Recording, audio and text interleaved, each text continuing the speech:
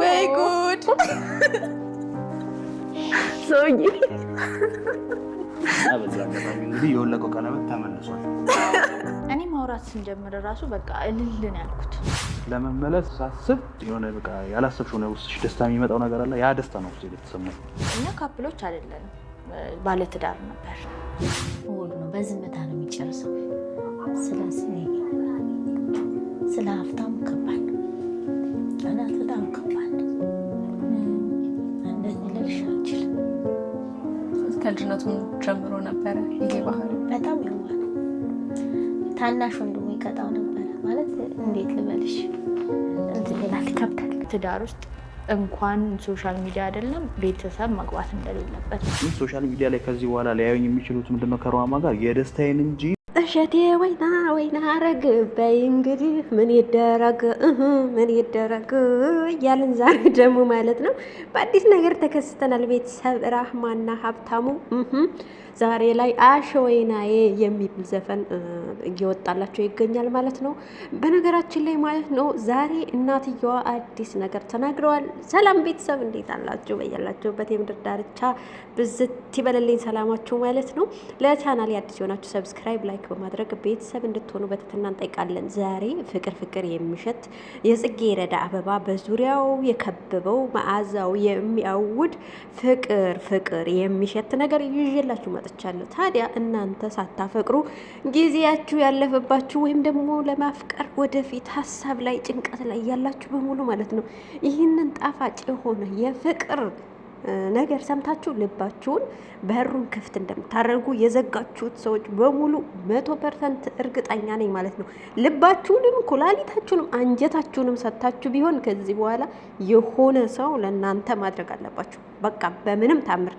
አሁን እንግዲህ ራህማና ሀብታሙ በእፎይታ ሚዲያ ላይ ቀርበው ማለት ነው እናቱም ቀርባ አዲስ የሆነ ታሪክ የሆነ ነገር ተፈጥሯል፣ ታገቢኛለሽ ወይ የሚልም ደግሞ ቀለበት እጇ ላይ አድርጎላታል። በዛ ላይ ደግሞ እናትየው የተናገሩት ነገር እጅግ በጣም ለጆሮ የሚጣፍጥ ነገር ደስ የሚል ነገርም ተናግረዋል። ራህማንም በዛው ሸንቆጥ አድርገዋታል ማለት ነው። ሀብታሙም ደግሞ ትናንትና ያው ፍቅር አስገድዶት ኮለሌ ሲልበት በነበረው ወቅት ኩላሊቱንም አንጀቱንም ልቡንም አውጥቶ ለራህማ በሰጣበት ወቅት እናቱን ጥሎ እንደኮበለለ እናትየዋ ተናግረዋል ማለት ነው። እንግዲህ ይሄ የሰበር ዜና የደረሰን ከእፎይታ ሚዲያ ላይ ነው። ታዲያ እናትየዋን በጆሮአችን እንደሰማነው በአይናችን እንዳየነውም ሲናገሩ እንባቸው እየተናነቃቸው የራህማና የሀብታሙ ፍቅር እሳቸውንም ወደ ትውስታ ወደ ልጅነታቸው አፍቅረው ደስ ብሏቸው በነበሩበት ወቅት ወደዛ መልሷቸዋል። እንኳን እሳቸውን አይደለም እኛንም ራሱ የኋሊት መልሶ ከፍቅር ጋር እያጋጨ እያፋጨ እሽኮለሌ በሚል ወንዝ ይዞን ሄዶ ድንገት ደግሞ ሳናስበው ጠረጴዛ ገጭቶን ተመልሰን ፍቅራችንን ይሄማ በህልማችን ነው ማለት ጀምረናል ማለት ነው። እንግዲህ ወደ ፍሬ ነገሩ ስንገባ ራህማና ሀብታሙ ኩላሊቱን ሰጥቷት አትርፏት። ከዛ በኋላ የተፈጠረው ነገር እኛ ራሳችን ምንድን ነው ትንሽ የተቀባየርንበት በማያገባን ገብተን ሊጥ ውስጥ እንደገባች አይጥ ጅራታችን ተይዞ ወደ ላይ እየተጎተትንበት ጊዜም ነበረ ማለት ነው። አፈር አባታችሁ ያስበላችሁና ምን እዚህ ውስጥ ደበለቃችሁ ተብለን ራሱ ከወጣም በኋላ በጣውላ የተጠለዝን እስኪመስል ድረስ ዛሬ ላይ ስናጨበጭብ ስናሽቃብጥ እንዴት እንደዚህ ይሆናል? ኩላሊቱን ሰጥቷት አንጀቱን ሰጥቷት ልቡን ሰጥቷት እያለን እንደውም ያፌዝንም አለን። ከዛ በኋላም ደግሞ ብዙዎች ደግሞ እንኳን ኩላሊቴን አንጀቴን ልቤንም ሰጥቻት እኔ ጋር ልትሆን አልቻለችም ብለውም ደግሞ ብዙዎች ሲናገሩም ተሰምተዋል። እንደ ሀብታሙ እድለቢስ ማለት እድለኛ ያልሆኑ ሰዎች ደግሞ ማለት ነው ኩላሊታቸው ቸውንም ሰጥተው የት አባት አገኘኛለህ አልፈልግህም ብላ ጥላው የሄደች ወንድም እያለቃቀሰ ያው እንደነገርኳችሁ 2018 የወንዶች የእንባ ጠባቂ ሁኜ ተሹሜ ነበረ እና ሴቶች ልባቸው እንደደነደነና ወንዶች አፍቅሯቸው እግራቸው ስር እንደወደቁ እንደተንበረከኩ ሁሉ መረጃዎች እየወጡ ነበረ። አሁንም ዛሬም ራህማ ሀብታሙን ድጋሚ አንበርክካ እግሯ ስር ጥለዋለች።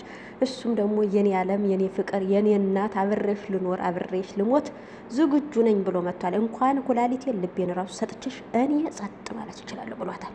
ታዲያ ራህማም ይህንን ተመልክታ የኔ ዓለም የኔ ፍቅር አንጀቴ ልቤ፣ እስትንፋሴ፣ የኔ ኮከብ፣ እኔ ጨረቃ ሲሆን አንተ በዙሪያ የተቀምጠህ የምታጅበኝ ኮከቤ። ስለዚህ ከዚህ በኋላ ባለው የህይወታችን ጉዞ ውስጥ ላላስከፋህ ደስተኛ አድርጌ ላኖርህ ቃል እገባልሃለሁ ብላም እንደዚሁም ደግሞ ማለት ጻድቅ ሲያጫውታትና ስለትም ብዙ ስለቶችንም ተስላ ፈጣሪ እንደሰማትም ተናግራለች። እስቲ እኛንም ይስማን፣ ያንን ጠንጋላ እግር የሆነ ያምጣልን። አሜን በሉ እናንተ ሴቶች። ማለት ጠንጋለውን ሳይሆን የተስተካከለውን ያምጣልን ማለት ነው። እና እንደዛም ብላ ፈጣሪ ጸሎቷን እንደሰማትም እየተናገረች ሰምተናል። እናትየዋም ደግሞ በዚሁ አጋጣሚ ራህማንም ትንሽዬ ያለፈ ነገር የሆነ ቆንጠጥ ሊያደርጓትን ፈልገው ነበር። ነገር ግን የልጃቸው ነገር እጅግ በጣም አሳዝኗቸው፣ መቼም እናት ለልጇ ስትል የማትሆነው ነገር የለምና ለልጇ ስትል እምቅ አድርጋ እፍና አድርጋ ደስተኛ ባትሆንም እንኳን ምራቴ የልጄ ሚስት ብላ ለመቀበል ዝግጅቷን ጨርሳ ደስ ብሎኛል፣ ስለሆነው ነገር ሁሉ ደስ ብሎኛል። በመጀመሪያ ሲያስተዋውቀኝ ኩላሊቷን እየታጠበች በነበረችበት ወቅት ነበረ፣ ታሳዝነኝ ነበረ ብለዋል ማለት ነው። ልጃቸው እንደወደዳትና ኩላሊቱን አውጥቶ እንደሰጣት እንኳን ሳያውቁ የያዝኑላትና እንድትድንም ይጸልዩላት እንደነበረ ተናግረዋል። ነገር ግን ደግሞ በመሀል አንቺም ቢሆን ልጄ ጥፋት አጥፍተሻል፣ ጥፋትሽ ደግሞ ምንድነው እኔን ትቶ እንዲመጣ ማድረግሽ ነው የሚልም ነገር ተናግረዋል ማለት ነው። በእርግጥ ወንድ ልጅ ከወደደና ካፈቀረ ማለት ነው ኮብልሎ የትም ሀገር ይገባል። እውነት ነው የምላችሁ። ወንዝ ግንድ እያንከባለለ እንደሚወስደው ሴት ልጅም ወንድ ልጅን እያንከባለለች የትም ሀገር መውሰድ ትችላለች ማለት ነውና ራህማን አብየት የኔ ጌታ ራህማም እንደዚህ እያደረገች እያንከባለለች ወስዳ ኩላሊት እስከ መስጠት ድረስ ያደረሰች ጀግና ሴት ናት። አቤት አቤት! ሴቶች ዘንድሮ 2018 ወንዶችን የማንበርከክ ዘመቻ ጀምረናል። ነገር ግን አንዳንድ ደግሞ ጋጥ ወጦች ቲክቶክ ላይ ሂደው ላጭሽ ነው ልነጭሽ ነው ነይ ሲባሉ እሺ ብለው የሚገቡም አሉ። ይሄንን እናወግዛለን እኛ ሴቶች ማለት ነውና እውነት ለመናገር ስለሆነው ነገር እጅግ በጣም ደስ ብሎናል። እንኳንም ፈጣሪ ወደ ነበራችሁበት መለሳችሁ። ሀብታሙ አንድ የተናገረው ቁም ነገር አለ። ከዚህ በኋላ ደስታዬን እንጂ ሀዘኔን ወደ ሚዲያ ይዤ አልመጣም ብሏል። አዎ ፈምሰሃል። ከዚህ በኋላ ምን ይሰራልሃል?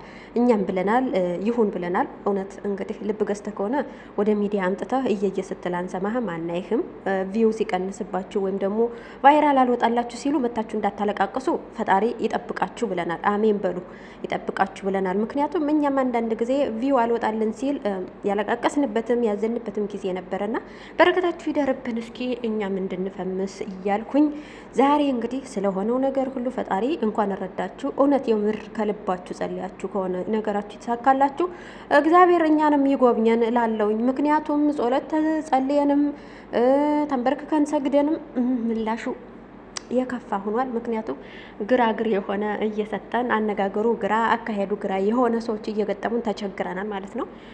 እኛንም የጠፉብንን በጎቻችን ማለት ባሎቻችን ሳይሆን በጎቻችንን ይመልስልን ብለናል ማለት ነው።